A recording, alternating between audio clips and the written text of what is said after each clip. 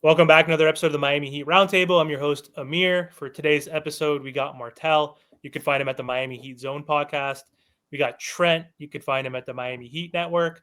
And we have a special guest joining the program. And I know we haven't done a roundtable in a while, so we're finally back. And we have a great guest joining us today. We got Dominique, aka Sports T. How are you doing today, Dominique? Oh, I'm doing so fantastic. Thanks so much for having me here today, guys. I really appreciate it. Yeah, we appreciate it too. And before we do get started, you want to let the audience know a little bit about your channel and what you cover? Sure. I mean, I'm pretty new to this thing here in the YouTube streets, but I pretty much cover the WNBA, the NBA as well. I want to get into more sports eventually, but right now I'm hanging out here in the YouTube streets covering NBA and WNBA. Awesome. We'll definitely link your channel in our description so our audience can find your stuff. Thanks so So, much. yeah. And so, Dominic, you mentioned offline that you're a Knicks fan and we're Heat Yeah. fans. And once upon a time, back in the day, we had a rivalry. And I know we played recently in the playoffs a couple seasons ago, and the Miami Heat were able to advance, make it to the finals. We got past the Knicks. And so, I want to start off with some Miami Heat news and speculation out there. I'm sure everybody has seen it in the Twitter sphere that there are rumors that Jimmy Butler could get traded. And I think it's all noise, but there is smoke. Usually where there's smoke, there's some fire. But this offseason, he wanted an extension. Pat Riley basically said, we're going to wait and see. You've missed too many games. Every year you miss 20 games with the Miami Heat. So let's take a wait and see approach. And Jimmy's like, that's fine. Like, I don't need an extension. We'll see what happens. And I don't think anything's changed. I think it's just the dog days of the December timeframe in the NBA. And Shams is new to ESPN, and he just wants some eyeballs, some traffic. So they're saying all the same stuff that we've already heard. The Warriors are possibly interested. The Rockets are interested. Jimmy's from Houston. Like, the Brooklyn Nets are the only team that has cap space. So I don't know. There's been a lot of back and forth between Shams and Bernie Lee, Jimmy's agent, saying it's all cap. So what are your thoughts in general about the whole speculation around Jimmy Butler? Well, I have to say, I think that Jimmy Butler is fantastic. I hope he doesn't leave the Miami Heat just because I feel like his mindset, he's not too concerned with like big contracts. I don't see him leaving the team over a dollar. I think it's more about for him it's going to be about the relationship that he has with the organization. And so I think if they show that they value him, which I believe that they have shown that, but at the end of the day they're old school. They're not out here just giving people contracts and giving people money just because. Or Jimmy Butler is also not a guy who, he's not like this huge like ratings draw. I think he's great, and I do think that he's a celebrity in his own way, but I just see, as long as they have a good relationship, front office, and between him and Jimmy, he feels good about his teammates and all of that, I can see him staying.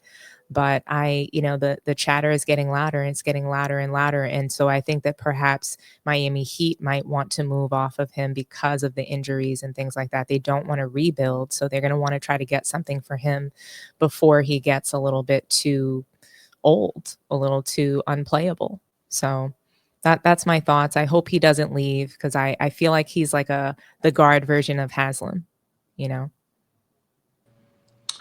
So, how you doing, Dominique? My name is Trent. Hey, Trent. What's going on? So you said you don't want Jimmy Butler leaving, and I think that's fair. But if he does eventually leave and does get traded, is there a specific team that you think he does get traded to, or is there like a team that you would prefer him to get traded to if it's not with the Miami Heat? And then I have a second part, but I'll ask that after. As long as it's not the Lakers, I'm here for wherever he's going to choose to go. But he had Golden State, I think, as a destination that he was willing to go to. I think for Jimmy Butler, he just needs to make sure that he goes to a warm climate. I don't see him back on the 76ers. I don't want him with Embiid. That's not the right move for him. I think he needs to stay in a warm climate. So if he doesn't stay with the Heat, Houston could be a great landing spot just because they're a young team. They have Ime Udoka. They could be in a position to win instantly if they can capture Jimmy Butler, because even with the injuries, they don't need him all season long. They'll need his experience, his mental toughness come postseason. And then I actually just thought of another question when he was talking. You said you're a Knicks fan. So Miami and New York, we get matched up 4 times throughout the year, and then most likely we'll probably see each other in the postseason if Miami gets their act right in the regular season if we can be a top 6 seed. How did you feel about the Karl-Anthony Towns trade? One, but also, do you think your team's ready enough to, let's say, beat the Miami Heat? Because I think we're still better than y'all, and that's going to be me just talking trash. And then also take the next step and beat the Boston Celtics, because obviously your front office made these moves to compete against the Celtics. You traded for McHale, you traded Dante, you traded some players away. Do you think your team's ready to take that next step? No. So I think that those were mistakes, and I think that they were fatal mistakes. You don't trade away chemistry. Dante DiVincenzo, Mikal Bridges, Jalen Brunson, Josh Hart, they all played together at Villanova, my school, and those guys just know how to play basketball. We saw what they could do last postseason together. They were like the little engine that could, minus Julius Randle, a huge contract that they didn't have playing with them. And Dante DiVincenzo, he went and dropped 40 in the postseason. You don't trade that. That's not a guy that you trade, somebody that you can, have come up big, who's coming off the bench that drops 40. You just don't trade that. Not for somebody like Karl-Anthony Towns, who has really not shown much, but collapses in the postseason. So to me, all they did was literally trade for the same thing. Julius Randle is a disaster in the postseason, and so is Karl-Anthony Towns. And he's soft. So pretty much I see him breaking down come postseason. He's going to have great games in the regular season. He's a regular season player. He's not a postseason player.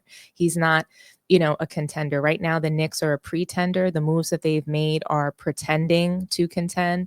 They are not going to make a deep run. I think that they, in fact, get knocked out in the first round, and so did the Timberwolves with that trade, especially if, Julius Randle continues to be healthy. As long as he's playing, he's going to be a hurt to the Timberwolves, not a help come postseason. And Karl-Anthony Towns, get your big ass in the paint. Stop playing the perimeter. We don't need you there. Postseason, I don't need you taking a shit ton of threes. Get your ass in the paint and fucking defend. So, I just think that it wasn't good. I'm not on board with the trade. I think that they went back, although I applaud them for making moves. I believe who I believe in for the Knicks is I believe in Jalen Brunson and Rick Brunson. Those guys, they're just the ideas that they have, the way that they're trying to lead this team. I can get behind that, but it's just not enough, unfortunately. So Dominique, we all know that you don't like the Lakers. Please explain to everybody, what is your beef? I think Martell's frozen. He's not. No, I'm not. What do you mean? He's not? Okay, but look, so to continue off with the New York Knicks, I love how you said, Karl-Anthony Towns has been soft throughout the playoffs, and we all know this too, by the way. I'm not his biggest fan at all. I think he's horrible when it comes to that. But I will say this year, and you said he's a regular season player, and I agree to an extent, but this year he's looking a little different from Minnesota days. I've been watching him play, and he's probably you and Jalen Brunson. Oh, him and Jalen Brunson are probably the top 2 players on the team, of course. But I just feel like a different type of energy. Like I see him talking a little bit more trash because Karl-Anthony Towns' little voice is soft. He little flimsy, like he little like, no offense, like he's just a little like a girl. He acted like a girl, but since he hit New York, he acting tough. He acting a little gangster. And I think that's something that he needs to bring to the playoffs, and the intensity. That's what the playoffs are. So do you think he could carry that over? And you already kind of answered that question, but I feel like I've been seeing a little bit more from Karl-Anthony Towns. And I agree with you. I agree with you. I want to believe in what I'm seeing right now, that we're, out in us New Yorkers, we're out there calling him Bodega Cat. I want to believe that he can bring that energy to the postseason. It's just I'm on a wait and see with Cat. He also has, Thibodeau. Thibodeau is not going to allow for him to be soft. He's going to push him, and he's going to play him a million minutes, and he's going to run them all ragged, right? So if he doesn't develop some toughness out of that, and even just New Yorkers are going to cut your ass. You don't defend. If you don't play hard, that's the main thing. We don't have to win. New York Knicks don't have to win. We never win. It's not about winning for us. It's just we want guys that get out there, put their head down, and work hard every single night. And that's similar to like Miami Heat culture. Miami Heat I don't know that you guys are looking for a title every year, but you want your team to be watchable. You want them to be out there having a sense of pride, having pride in your hometown, having pride in your teammates like that. These are the things that us New Yorkers want to see. So whether they make, a deep run, my goal for the Knicks is to see them get out of the second round. That's the goal. And so they're not going to reach that goal this season, even with Karl-Anthony Towns. I love that you said that, though. Like, seeing is believing, because he's having a great regular season. What is he now? Year 6, 7? He is what he is. He's not necessarily a finished product, but he's like James Harden. He's like Julius Randle. You've done it in the regular season. You've won All-Star awards, MVPs with Harden, but they choke in the playoffs. His average 3-point percentage is 41%. Damn good for a 7-footer. He averages, it's not horrible the playoffs, but 33% in the playoffs. And sometimes he's averaged 13% in an entire playoff round, basically. He's been in the playoffs now a little bit more with the resurgence of Anthony Edwards. And obviously the team has gone better over time, but still, he hasn't done it in the playoffs. So I agree with you that he needs to show that. And again, the game has changed. I love how you said, get your ass in the paint, play defense. He doesn't play defense. He's not a two-way player, and he doesn't play in the paint. All he does is shoot threes. And that's why the NBA ratings are down right now. Worst across any sport, even hockey or baseball, sports I don't even care for or really watch, are growing like crazy. NFL is one of the best products, but basketball is going down. I think part of that is the 3-point shot. And he's part of that problem. So I love that you mentioned that. Huge part of that problem. So like I was saying, Dominique, please explain to everybody, why don't you like LeBron? Just explain, what is LeBron James doing with Bronny and, Bryce possibly coming in and with the whole clutch thing and the Lakers. Just explain your point of view on that, because there's a lot of people that might ask you, why don't you like the Lakers and why don't you like LeBron James? Yeah, I think for me, the Lakers are one of the most winningest franchises in NBA history. So it's not so much that I hate the Lakers. I just hate what they've become. I hate what they've turned into as a result of bringing someone like LeBron James to their organization. And, it's just become a circus of celebrity. It's more, we're watching a reality show, the Kardashians. We're not watching, basketball. The reason why I don't like LeBron James is because his career has been manufactured and he's created a divide in basketball. Basketball and sports in general, they're supposed to bring people together. Growing up, that's what it did. Whether you hated a team or hated a particular player, that was sports culture. You were supposed to hate players. Knicks fans hated Michael Jordan. But we didn't really hate him as a person, but those are the kind of narratives that are spewed in today's, kind of NBA where, people are hating on someone. They rooted for him to lose. That's basketball culture. People are supposed to root for you to lose. Stop crying. He started crying probably, 2008, about how everybody was rooting for him to lose and all this stuff. And, that was kind of the start of me sort of disliking him. And then Bronny, do you think the integrity of the sport is completely ruined? He's manufactured every single title. Think about it. LeBron trades himself to a team. Then mysteriously that first year he gets there, they don't win anything. And then the next year, all of a sudden they win. And why is that? Because coaches had to get fired. Teammates had to be traded. Think about how many careers have been left in the dust, completely and totally ruined in the wake of LeBron James. Whatever happened to Isaiah Thomas? He was a star point guard for the Celtics, goes to the Cleveland Cavaliers, and surprise, surprise, he wants to do his job. He wants to play in his point guard role that he's been, contracted to do. But of course, playing alongside LeBron James means that you're not allowed to play your game because he has so many holes in his game. All he's going to be able to do is grab the ball, run full head of steam down the court, bum rush the lane, and that's the game.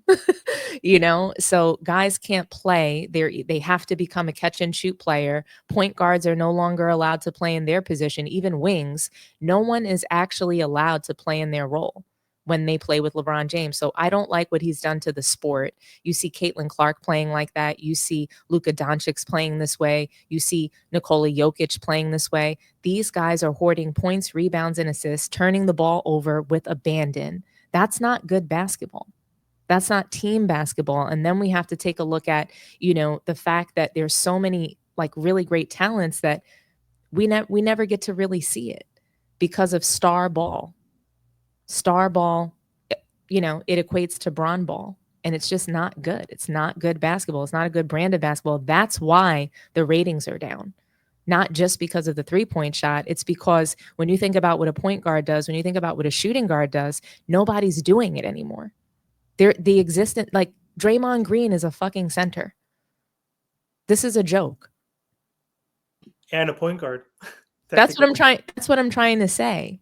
Because players have holes in their games and they don't take the offseason to actually work on that, this is why we're seeing this brand of basketball that we have today. This is why ratings are down. So do you think that Bronny James should have been drafted? Because we said this like the other day, maybe like 2 streams ago, and a bunch of people were saying, oh, no, he should be there. I really don't think he's done anything. I think the only reason why he's in the NBA is obviously because of his father. But do you even think he's even worthy enough to even be drafted? No. Absolutely not. I think that it hurts the integrity of the sport. And, I'm okay with him having a job in the NBA, but drafted? Why did we need the draft spectacle? He shouldn't have been drafted at all. And people want to sit here and denigrate the 55th pick. Martell, do you have any family members that would have changed their life? Absolutely. What about you, Amir? Do you know anybody that would have loved to have been the 55th pick in the draft? That needed that opportunity way more, that deserved that opportunity to hear their name called. So that's the problem that I have with it. It's not about nepotism, because nepotism actually, it's supposed to apply to people who are qualified. It's just like, you said, Amir, that you worked in tech for years, right?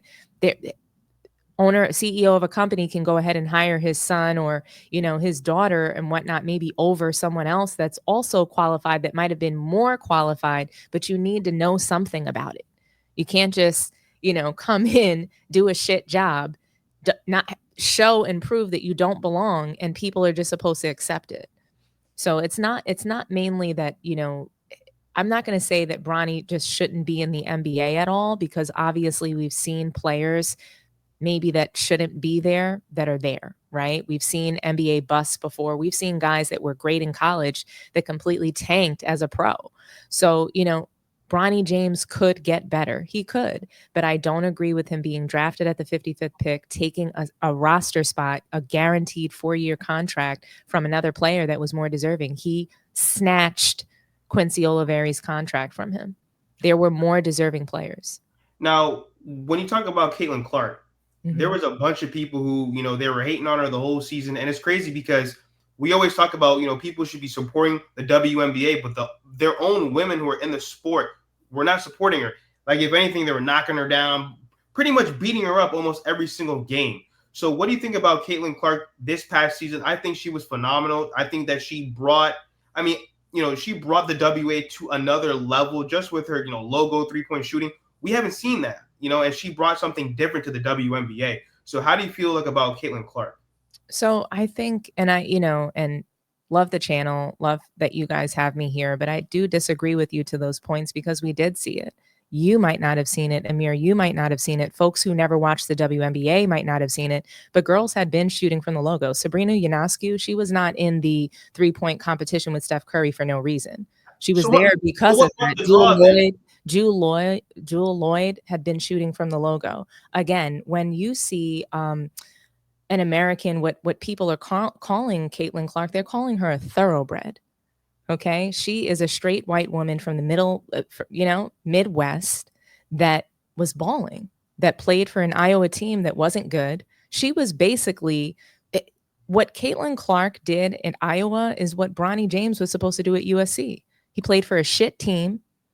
He should have been shining. So that's the thing with Caitlin Clark. She's good. I think she's a great player, but you want to know what other record she broke last year? All-time record for, turnovers. She does not handle the ball well. She cannot handle the ball under defensive pressure. She struggled mightily halfway through the WNBA season. She cannot defend either. So, we can't just sit there and ignore that, So saying that she's phenomenal when she plays half of a game for me, that's a bit of a stretch. And there are just much better players. A'ja Wilson is the best player in the world. Prior to Caitlin Clark coming into the league, there were more eyes on the women's sports. Paige Beckers was, she was one of those women as well. She got injured before it was, a rivalry of Caitlin Clark and Angel Reese. It was her and Paige Beckers. They were fighting for that top spot of, who was, that the person that everybody wanted to see. So, I think there's going to be a continuation of more women coming out, and there's going to be a more of a spotlight on the sport. But I absolutely credit Caitlin Clark for, the surge in the viewership last year, but she's not the only one responsible for that. Angel Reese had a big part of that as well. But there's what happened in the WNBA is that a lot of men who spectate the sport, who just started spectating the sport last year, made it about women being jealous of each other. That is a very simple take. That's one of the most simplest things that a person could say about a woman's sport. You don't hear those kinds of things in the NBA. You don't hear those kinds of things when you're talking about men. So it shouldn't be inserted into the women's league either. They're competing. Those women, they were told that Caitlin Clark was the best. What are you going to do when you're facing somebody that is saying that they're the best? I'm sorry, she wasn't saying she's the best, but everybody was saying she was the best. You're going to compete. You want to show that that really it's you that's the best. So all she did was create a more competitive environment amongst WNBA players. And that's what they did. They competed. They weren't in there beating her up. If you go and take a look and you just Google WNBA brawls, I want you to Google that and tell me what you find. What Caitlin Clark faced in this past season was nothing. I want to tell you nothing. They did not beat her up. Okay. A little hip check. That's very normal in WNBA. And honestly, the things that happen in the WNBA, much worse. They're a very physical league. They play like 80s NBA basketball. And that shouldn't change for Caitlin Clark. If we're going to change those rules for her, it takes away from why people are actually watching it and why they're not watching the NBA now. 100%. Hey, Dominique, man, listen, I just want to give you a big claps, man, because I needed to hear that because a lot of people don't understand this, man. They don't understand this type of stuff about the WNBA and about the Caitlin Clark and Angel Reese. And there was players way before, a lot of great talent. But talking about Angel Reese, how do you feel about Angel Reese? One, about her game, because her percentage is not the greatest. And do you think she is going to succeed long term? Like, do you think if she doesn't work on this jump shot or get better offensively, can she maintain as like a global piece? And I know her podcast and she was already global before, but do you think she can just keep as a WNBA standard as being a great player? Do you think she can continue to be that if she doesn't improve her offensive game? And how do you truly feel about her? Because she gets a lot of hate on the internet and social media and stuff like that. So I just kind of want to see how you feel about her. Dom, you're on mute. Sorry about that. I think because she's able to hustle and get her own damn rebound, she will have long-term success. I mean, I would have put her on the Olympic team this past season and not Caitlin Clark. They could have used her. I would have swapped Brittany Griner with Angel Reese, and we would have seen better success. She would have been playable in the fourth quarter and not Brittany Griner. She can defend the perimeter as well as the paint. She can get rebounds, her own rebounds. So yeah, she misses all these shots and she can still get her own rebounds. So, but she's begging for girls to box her out. So yes, I do think that she can sustain success just because of how hard she works on the defensive end and the offensive end. She can actually shoot the ball. She just doesn't shoot it enough. It seems like what is she? She's farsighted. It's like closer to the rim she gets, she can't shoot. Further from the rim, she can hit 3-pointers at will. She's not as bad of a shooter as we think that she is, but also she has an injury in her leg. So she has like a rod in her leg or something, and that's why she can't really jump. So the fact that she can't jump and she's playing like this, I have a lot of confidence in her, and I think she's only going to get better. Plus, she has a lot of WNBA and NBA legends behind her that work with her, that have her back. So, I think she's going to continue to get better and better. But my God, you're right, Trent. I mean, she is god awful with those fucking layups. I just want to see her hit her layups. I am tired of seeing her miss those shots, but I love the fact that she is a hustler. She fights and battles it out for her rebounds. I'm not going to sit there and credit Caitlin Clark for a triple-double when she's getting those easy rebounds because she's just hanging out in the corner guarding the weakest shooter, and she's getting those long rebounds. Angel Reese is in the paint battling. She's going to be successful. I love it. And I know this is kind of going back to what you said before we got into the WNBA, but I was hearing you talk about LeBron James, and you said LeBron James makes people around him that play different roles. And so I'm a Russell Westbrook fan, if you didn't know. And so when Russ was on the Lakers, Russ, we all know, needs the ball in his hand. And when he does not have the ball in his hand and he's playing corner or he has to shoot or catch and shoot, that's not his game. So when I heard you say that, I was smiling because I'm just like, man, they try to ruin my boy Russ's career going to L.A. Because LeBron wants the ball in his hand and it just wasn't a good fit. But talking about LeBron has been gone for the last 2-3 games. And you don't got to answer this question. There might be some truth to it, but there might not. A lot of people are saying LeBron's just taking a step back because he's getting old. His body can't handle it. And that might be the truth. But I'm pretty sure a lot of people know what's going on in the world. LeBron, do you think LeBron's involved in this whole Diddy situation and he's just trying to step away real quick? Well, I think there's two different things happening. I think that LeBron, is taking a little trip to the Balco chambers or something like that. He's like, juicing up for, getting ready to drop another 40-point performance or something like that. And then I also think that he's just trying to, perhaps he's waiting for a deposition. Who knows? He could be trying to deal with the Diddy situation behind closed doors. There's a lot of allegations surrounding LeBron. There's more and more people coming out against him. But, I think that he's really just taking this time actually to rest his body and, do whatever treatments he does, in order to get ready for coming back. Yeah, I don't follow the pop culture close enough. Obviously, I'm aware of all the Diddy allegations and whatnot, but I don't know. Ain't no party like a Diddy party. That's what he said. I mean, he seems like a good dude, but there's a lot of good people in the history who became serial killers, and you never know, right? You can never know. You just don't know. You just don't know, right? Like you could have the perfect life, but you could be a complete fraud. But I don't think that.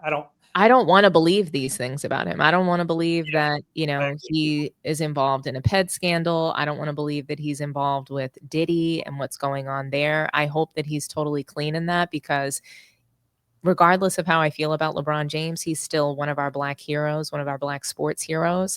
And I just, for the story of basketball, for the legacy of the NBA, and just the last 22 years that he's been playing basketball, I wouldn't want him to go down as a cheat or as a potential, trafficker.